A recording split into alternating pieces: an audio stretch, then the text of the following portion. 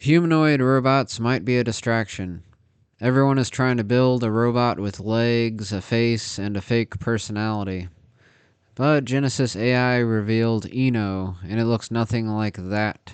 No head, no legs, no robot smile.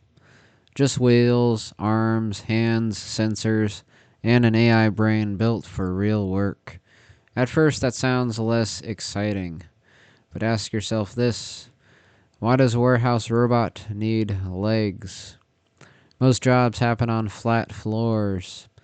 Warehouses, factories, laboratories, hospitals, hotels, and retail backrooms are built around aisles, shelves, carts, and supplies.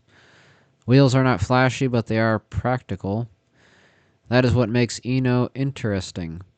It is not designed to look human, it is designed to get tasks done. Right now, regular people cannot buy one. This is not a robot vacuum or a gadget you can order online. The first customers will likely be businesses in logistics and manufacturing.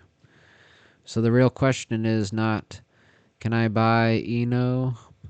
The question is, will my employer buy something like Eno? That is where this gets real. A robot like this does not need to replace everyone. It only needs to make one worker way more productive. One person with a robot could move more, lift more, and handle more repetitive work with less strain. That could make the operator more valuable. But it could also make companies ask, how many workers do we still need? This is why physical AI matters. Chatbots changed computer work.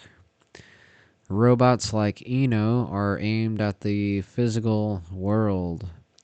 Boxes, tools, inventory, machines.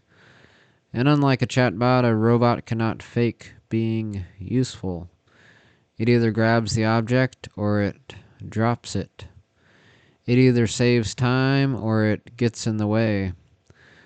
That is the real test. Not whether it dances, not whether it looks friendly, whether it can show up and work. The robot that changes the future may not look alive. It may just roll in quietly, move the cart, grab the box, and become part of the job. So Eno is worth watching because it looks practical. And practical technology is usually what takes over. Alright, that's it. That's all, folks.